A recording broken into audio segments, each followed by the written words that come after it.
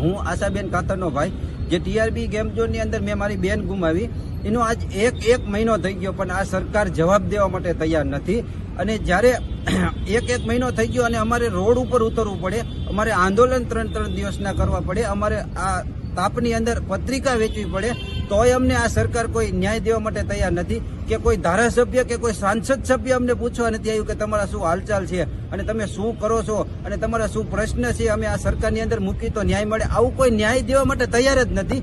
જ્યારે એક પ્રશ્ન જે સાંસદની અંદર રાહુલ ગાંધીએ ઉપાડ્યો, તો એના માટે આ જે ભાજપ સરકાર અને ભાજપના જે કોર્પોરેટરો જે ધારાસભ્યો રોડ ઉપર આવી ગયા એનો વિરોધ કરવા માટે, તો જ્યારે 27 નિર્દોષોના જ્યારે અગ્નિકાંડની અંદર મોત થયા, ત્યારે ક્યાં ગઈ હતી ભાજપ સરકાર? ક્યાં ગયા હતા ભાજપના સાંસદ સભ્યો? ક્યાં ગયા હતા વિધાનસભાના સભ્યો? ક્યાં ગયા હતા એના સભ્યો?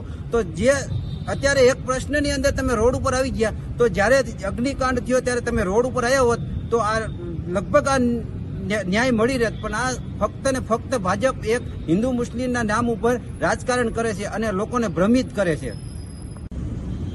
હું તુષાર ગોરેજા, જયંત અનિલ ગોરેજાનો ભાઈ મોટો, જે ટીઆરપી ગેમ ઝોનમાં અંદર આવી ગયો છે. આ બનાવ બન્યો એને 1 મહિના ઉપરનો ટાઈમ થઈ ગયો, હજી સુધીમાં ક્યાંય ન્યાય મળે એવું લાગતું નથી.